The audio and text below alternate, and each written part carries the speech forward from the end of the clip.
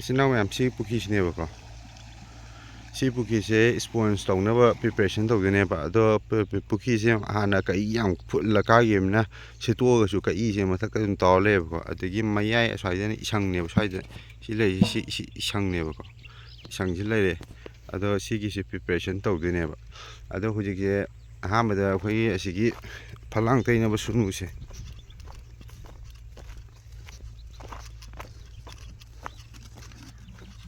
si phalang tainaba sunuse si lausen muknebako ado keji ta hapgadamne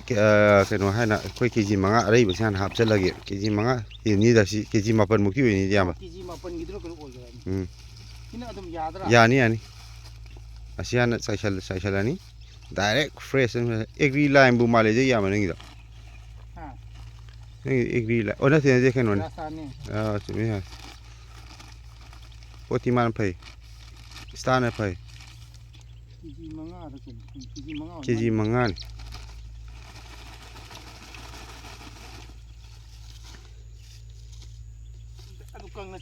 chashalo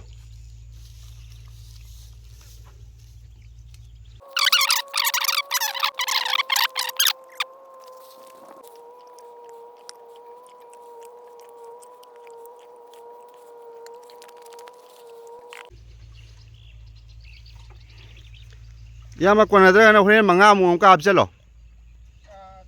aw haidi kona phatre ba saibdo thongga dum chai thoki ji manga dara ayane manga hapase adu ka keno do ekeno do bleaching powder do adu di kg manga ungtang hapaga ne chai thosi namya sipuki singa sponsor no semba joko sise uji sunu kg tara manga kg tara ngara ma phone wari sane to hangage legi ising fit am thajale ko hujiksa hana sigi matakta si kai sma to taw si leiramba pukine si tawri ba hujikse ko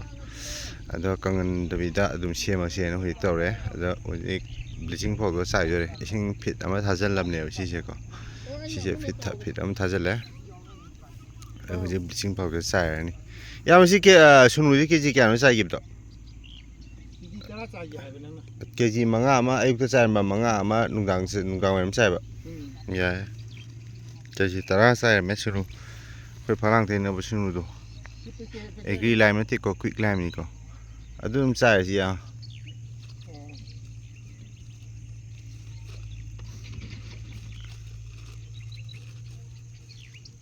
hujik chai sina bleaching powder keji manga 5 kg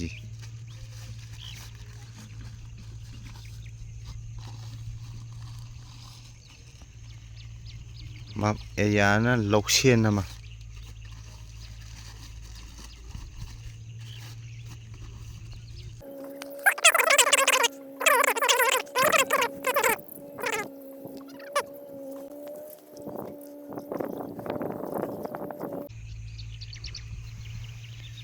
ma'am खंगन भी हौरसिको मथुंगदि si bleaching powder si chai ban thamdi mask ama upsan biro koi hagat pado hagat tana bako adegi koi ni suan jamal si or su nuai te dana ade bleaching powder chai thwe bleaching powder kg manga ni chai dise ko ya packet le ko smai le spoon si poki ngang sunu amka su hana jar ke sunu kg tara sare sunu kg tara sare matungda keno se khoi ising fit ama thajale ba matungda ising gi thajal matamda khoi sigi ising je lobane ba ko ado ma si inar hapa tawraga khoi kamjan ba kamjan gadabne ba adubu kamjandre haibdi keno yamba do mathang ising hapsan badari inar hapa si da phasi ko mathang ising kapsan bado adadi asoi sigi pipe ki maton se seisde inar hapa ama kana to ga filter ta hause ba au chuma hause ba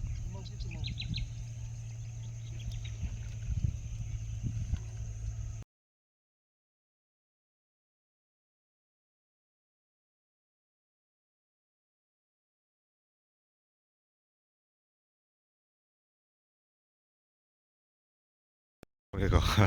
ꯑꯁꯤꯗꯤ pure ꯎꯀꯥꯏꯅꯦ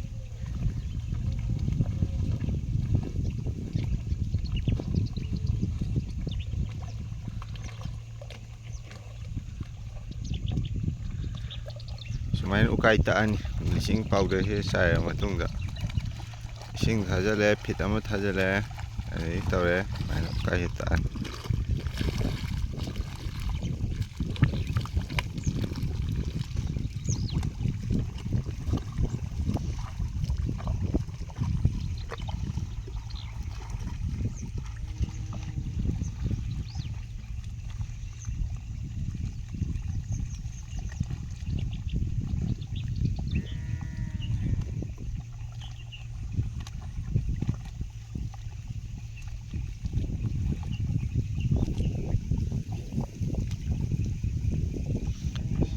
ꯁꯤꯁꯤꯅ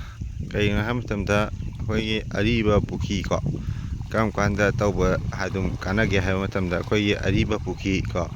ꯃꯆꯤꯟꯖꯥꯛ ꯌꯥꯝ ꯁꯤꯖꯤꯟꯅꯕ ꯄꯨꯈ꯭ꯔꯤ ꯑꯗꯒꯤ ꯀꯛꯏ ꯀꯥꯕ ꯄꯨꯈ꯭ꯔꯤ ꯏꯁꯪ ꯀꯥꯈꯠꯈꯤꯕ ꯄꯨꯈ꯭ꯔꯤ ꯀꯣ ꯆꯍꯤ 2-3 ꯁꯤꯠꯇꯕꯤꯗ ꯂꯩꯔꯕ ꯄꯨꯈ꯭ꯔꯤ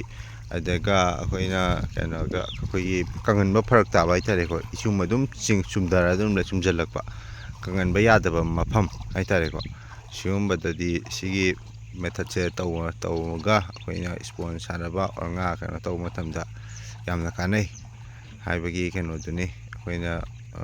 ꯉꯁꯤꯒꯤ ꯚꯤꯗꯤꯑꯣ ꯁꯤꯗꯩꯁꯤꯗ ꯌꯥꯎꯔꯤꯁꯦ ꯁꯤꯅ ꯂꯣꯏꯕ ꯅꯠꯇꯦ ꯃꯊꯪ ꯍꯥꯏꯗꯤ ꯚꯤꯗꯤꯑꯣꯁꯦ ꯈꯤꯇꯪ ꯁꯦꯝꯕꯗꯗꯤ ꯑꯩ ꯁꯥꯡꯉꯛꯑꯅꯤ ꯑꯩꯒꯤ ꯚꯤꯗꯤꯑꯣꯗꯤ ꯅꯣꯡꯃ ꯅꯤꯅꯤꯗ ꯅꯝꯃꯒ ꯁꯦꯝꯕ ꯂꯣꯏꯁꯤꯜꯂꯒ ꯅꯝꯕ ꯌꯥꯗꯕꯅꯤ나 ꯁꯤꯒꯤ ꯄꯣꯠꯁꯤ ꯄ꯭ꯔꯤꯄꯦꯔꯦꯁꯟꯁꯦ ꯇꯧꯕꯗꯪꯗ ꯁꯤꯒꯤ ꯄ꯭ꯔꯤꯄꯦꯔꯦꯁꯟꯁꯦ ꯇꯧꯕꯗꯪꯗ ꯅꯨꯃꯤꯠ 10 ꯆꯪꯗꯣꯏꯅꯦꯕꯀꯣ ꯋꯥꯏ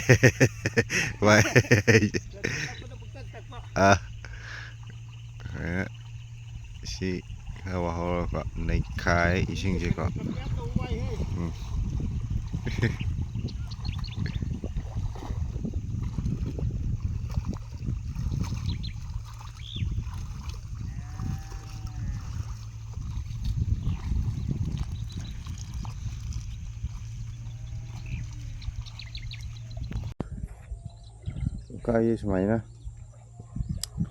ꯎꯀꯥꯏꯁꯦ ꯁꯨꯃꯥꯏꯅ ꯅꯨꯃꯤꯠ 2-3 ꯇꯛꯄꯤꯔꯣꯀꯣ ꯉꯝꯃꯒꯗꯤ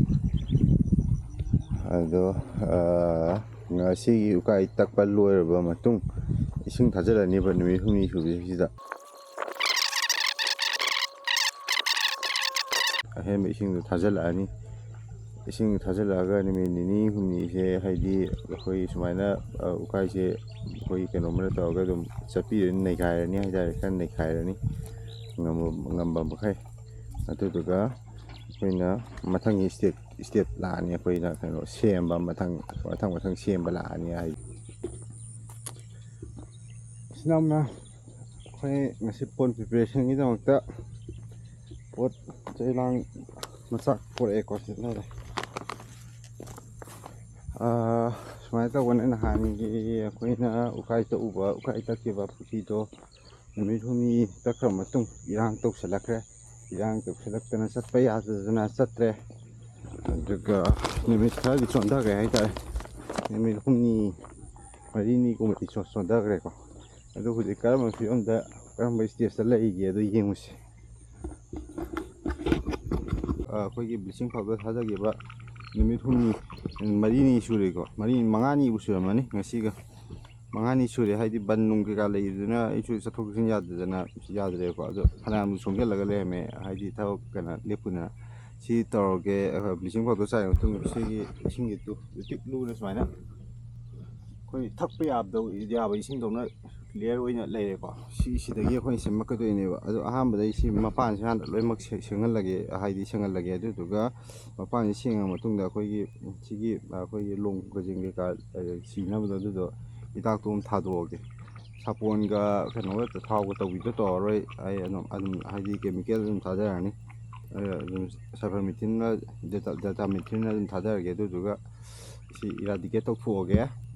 ꯑꯗꯨꯗꯨꯒ ꯍꯧꯖꯤꯛ ꯉꯁꯤ 5-6 ꯁꯨꯕꯁꯤ ꯑꯩ ꯍꯧꯖꯤꯛ ꯀꯩꯅꯣ ꯁꯦꯝꯃꯦꯀꯣ ꯆꯤꯅꯤ ꯑꯉꯥꯡꯕꯅꯦ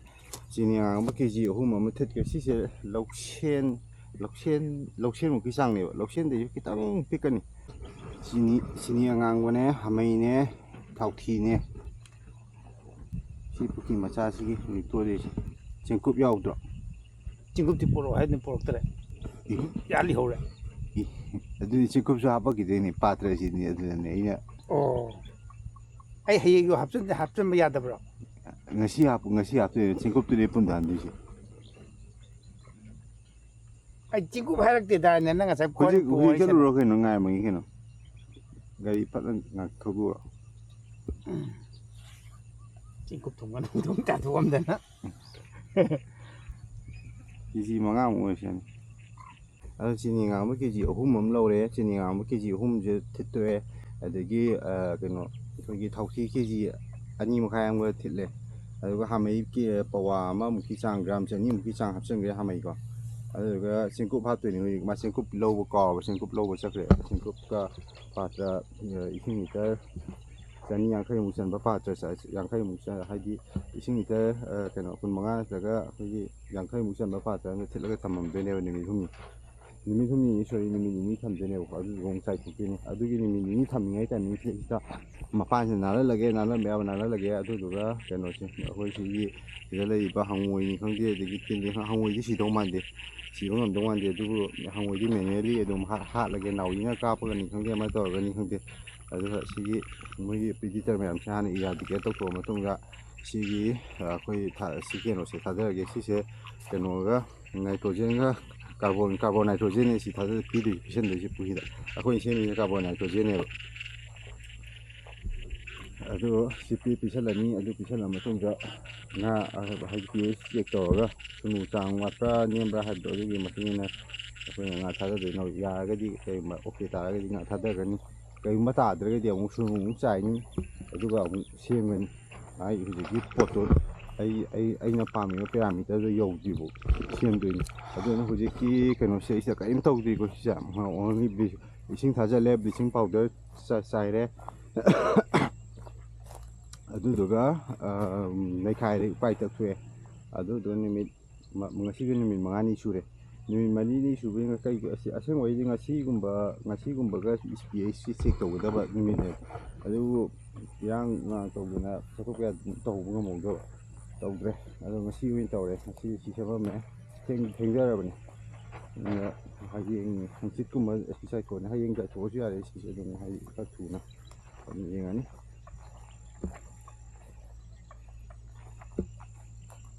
hangsit ti sai de yare kai yo si po je hayeng sai da po ne si semi ado hayeng gi sa we yare kai han tam da si ma pan je hayeng che si ma pan je napi ho yu ma ne nalalani hoktalani plus amu jiki eradicate to thoni aduga hangsit thada ta hangsit natrega masin thada ta tato nata thada nalan tide tingarang moramo aina michina ka mane ba ai chona gangi na ka bu toroge si na khalamba ada thangso kom nei chai ko jira nang da haido jira khalama mi si Hello sisi. La mina tokil lagi na. Tokil lagi ni am kui dori. Pun amara ni tokil laga. Warga kon kan thangko ajuan. Sipla haja lagi ko.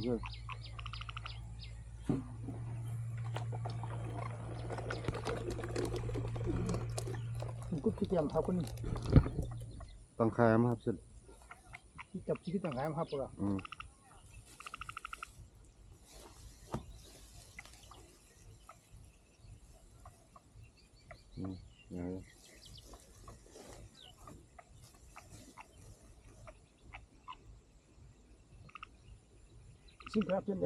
이싱 삑 타나 앞잘라 제주가 타나 맛이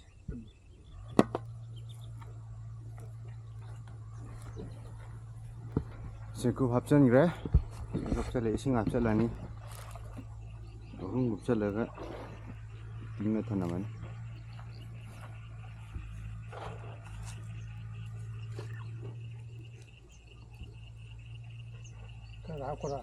탄나 봤어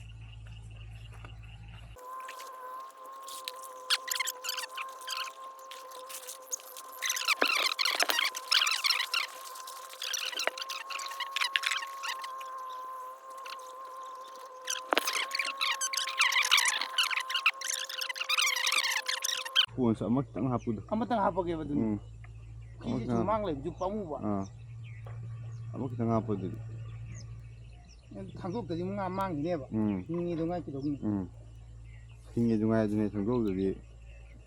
adune pamu ye. Sa level hene chang ni. Mong kasala di yagadra. Mahung kum na ba sirang kum na dun kum ni. Sirang kum.